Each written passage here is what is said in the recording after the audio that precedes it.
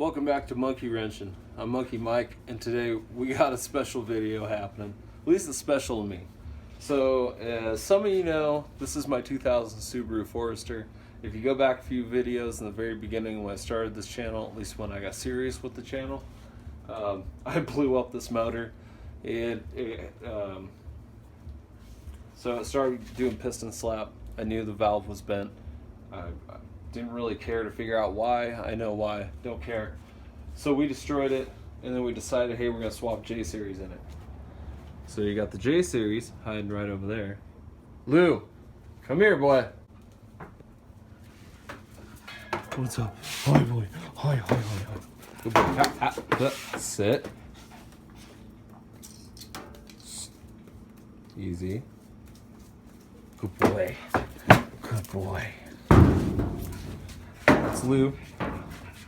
He's 4 months old. And then there's Rosie. Figured I'd introduce my pups. Hi. Those are my mascots.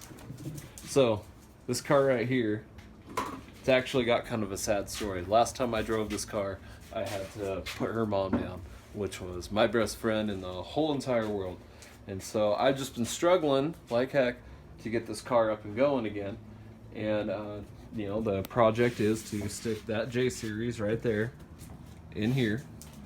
And we've been held up waiting for this. Come here. We've been held up waiting for this right here. Cue the Enya. Lucifer, stay up here. Yeah, his name's Lucifer. No, I'm not a Satanist. It's funny. I like to troll people in real life. Lulu. Good boy. Sit. He's the sweetest dog in the world. That's the funniest part. Lou. Sit. Good boy. Alright, so back to this. As you can see, the holes are drilled out just slightly oblonged.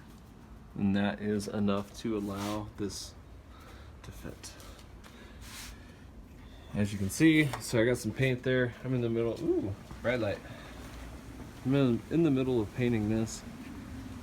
As you can see. And now I'm color matching it to the tail lights. So, get back to Fozda. So as you can see, I got the wiring harness in there. We literally knocked the dust off this thing. Whoa. Yeah, it's a lot of dust. We got our eBay race seats. Oh yeah. We got a short shifter. I mean, there's definitely been some work done to the car already. As you can see here, I screwed up on the unboxing, and I'm really sorry about that. But Alex at Science of Speed sent me this. This is for Leroy. I mean, everything I run is a V motor, so realistically I could put that in pretty much anything and everything. But we'll probably make that for Leroy, which we have a hopeful update coming on him soon. But back to Fozda. So these are the new ones I bought. These are the first ones I bought. These are the ones that come from the Forester. These are the ones that are from the Acura. So these are the stock. So these are the stock bolt. All it had to do was hold a flex plate down. The flex plate is really thin on these. And as you can see, the one from Subaru is actually an M8. This is an M10. That's an M12. So obviously, you see it's a hot dog in the hallway. Well, the cool thing about the bolt size being just slightly different is it allowed this to be a nearly identical fit. I have already test fit the actual flywheel onto here just to make sure the machine work was good. So here's the new ones. And I'm hoping that because these are way too long. But I got these in case I needed a spacer. And the reason why I think I'm gonna need one is due to the fact of how long the starter is. So the fact that we do have that little piece of Lex in there, I mean, that's quite a bit of distance to cover. So chances are, depending on how far it sits in here, really depends on how far we have to make, you know, the plate come out, and then if we're going to need to have any type of spacer for this. So as you can see, we have our pilot bearing. That's the one that was from the stock a stock deal that they actually forgot to give me the inside of this back, but I don't really care that much. Doesn't matter. So I'm gonna get the tripod set up so that I can do this, because this is not a light deal, and I want to be able to showcase this thing going on because it's super duper flush. It's really, really tight, and then we'll find out together if these guys work. You know, another thing too, there's only one China dealer on the planet. The only people on the planet. I went all over the internet trying to figure out where I could find the M12 by 1, because that's what this is. It's M12 by 1.0. Let's see, all of those are a 1.0 thread. Yeah, the M12 by 1 is a ridiculously hard one to find, let alone anything that's not all short and stubby like this. To find one of these longer ones, it's pretty ridiculous. That one's a 60 and those are 35. And if I measured right, the depth of this here plus the depth of the bore for the, bolt, it should be like 32 or 33 millimeters. So this should just tap right out. And then if we were to need a spacer, I mean, this is the most that we're gonna get. If that doesn't work, we're gonna have to do some weird thing where we like offset it, bolt one on, and then have this bolt through. And yeah, I really don't want to do that. So I want to try to make the adapter plate as thin as possible. That's the goal. So all right, let me get tripod set up, and then we'll move on from there.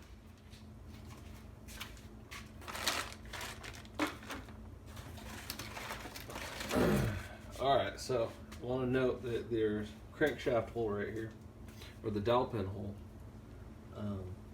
I can't tell. I think that was something that was already there. I'm gonna have to check and look. I'm pretty sure it was already there. So I think it's just kind of amazing that it matches. So we're gonna match that dowel pin with the one that's on here.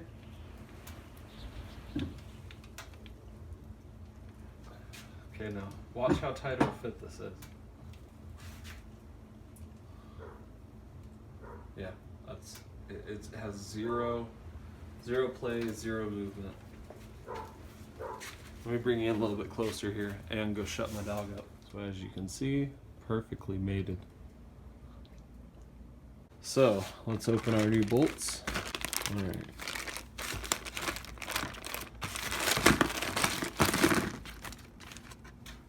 Question of the day. Oh, that's freaking awesome. These are brand new, by the way. I'm not going to be surprised if they don't just thread right in. See, that one went right in. Some of them may not be perfect.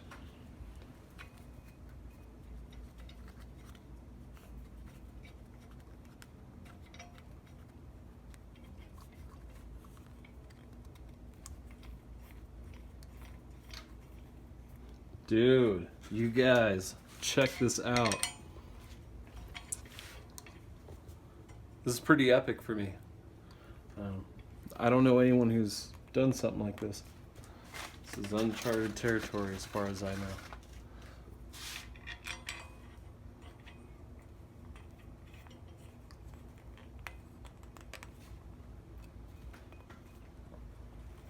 Yeah, there it is. Alright, so I'm sure if I go find a wrench that fits these, I don't think it's a 14. I know it's bigger than 14. It's an 18.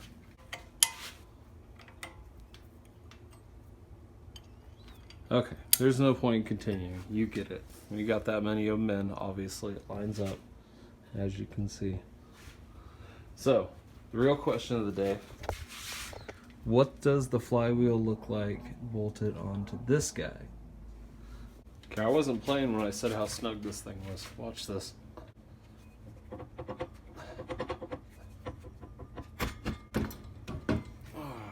Just to get it off that dowel. And give me an idea how good of a machining job they did. Alright. Come down here to Pound Town. Oh man, these sniffles, dude. These last few videos, I just sound like a cokehead. It's like I got a problem with Whitney. I promise I do not have a problem with Whitney.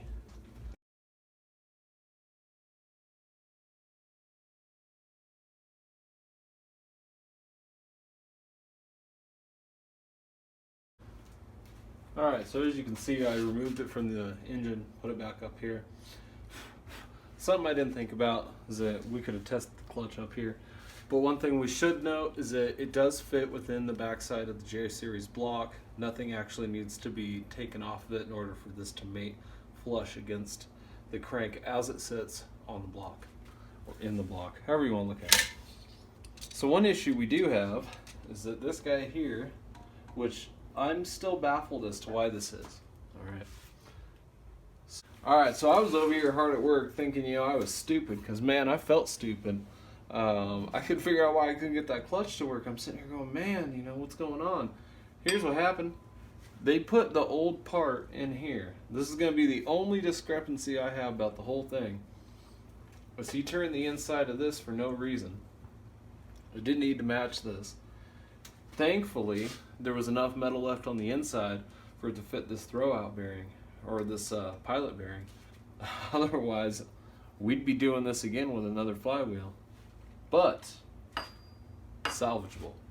Cool thing is the throwout bearing is just flush enough that we don't have any issues, and it's dead against the crankshaft. As far as the crankshaft lip there, dowel lip, whatever you want to call it.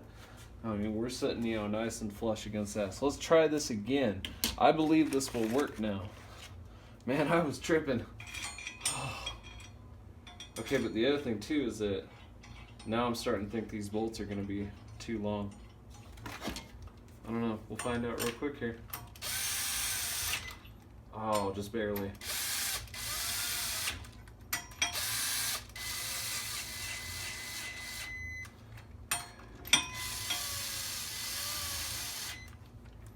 Yeah, it's just a tiny bit. I'm sure you can see right there. I don't know where my calipers are. They ran off into Neverland, so we'll find them soon.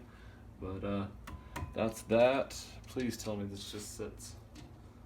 Oh, it still hits the bolts. Yep, it still hits the bolts. So if they were shorter, which is not a hard thing to do, it's not difficult to shorten the bolts. I'll probably, I don't know which ones I'll shorten first. But this is telling me that 35 was probably too long. Could have went with the 30 millimeter. If they sell it, I will check and see if they do. I believe that might have been the problem, is they only had like 25 and then 35. So if they got 30, we're good. But otherwise, these are just a little bit too long. But if I take them out and they, you know, we have something that sits flush down in there, we're fine. We're good to go. So, whew, okay. Danger averted, man. I was freaking out. I was going, why is this thing so tall? I'm all looking it up to see and make sure that, you know, I didn't order the wrong part, or maybe there's a, you know, different clutch, different pressure plate for a solid mass. It didn't make any sense, but you know, hey, you gotta check all your stuff.